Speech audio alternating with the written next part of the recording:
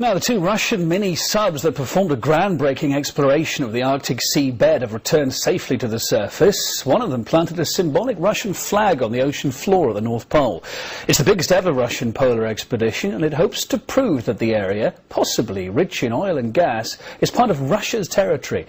Our correspondent Dmitry Gluhovsky, who's with that expedition, sent us back this report this morning.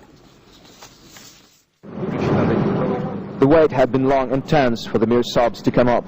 Everyone knew the toughest part of the historic dive to reach the seabed of the ocean at the North Pole would be to surface safely in one narrow strip of ice-free water along the ship. The reports had already arrived. The mission is completed. Both subs descended to the 4,300 meters depth successfully.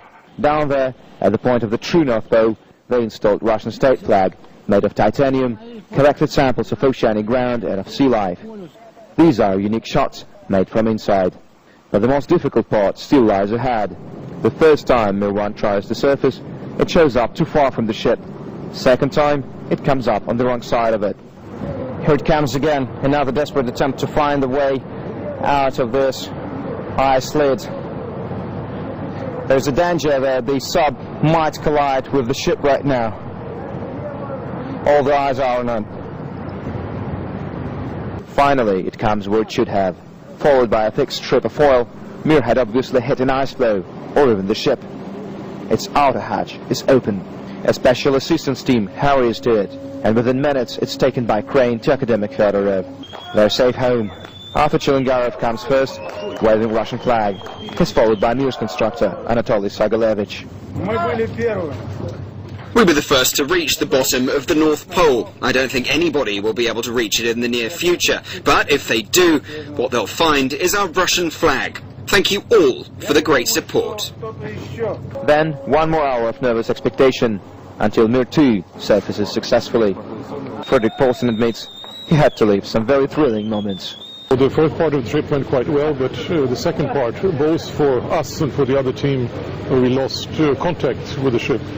And it's, as you know, quite an experience to circulate down, not knowing how to find the ship again. And because of the pilots and his competence, we found the hull underneath of the ship, and we were able to follow up the side of the ship. But the danger was that we were taken by the current, almost going into the hull of the ship. So we saw the ship approaching, going in and out, but then at the end we managed to get up.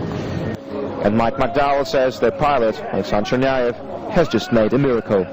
I'd say it's one of them, yeah, absolutely. The coming back was very interesting, just the whole navigation was tricky, but Zhenya's a great pilot, as is Anatoly.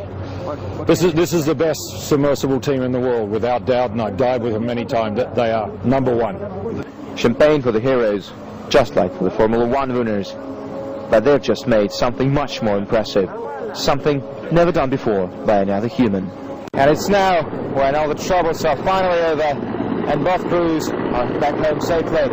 The time comes to celebrate. Both crews have deserved it, and the Subs have again proved their uniqueness. Dmitry Gluhovsky, Russia Today, the North Pole.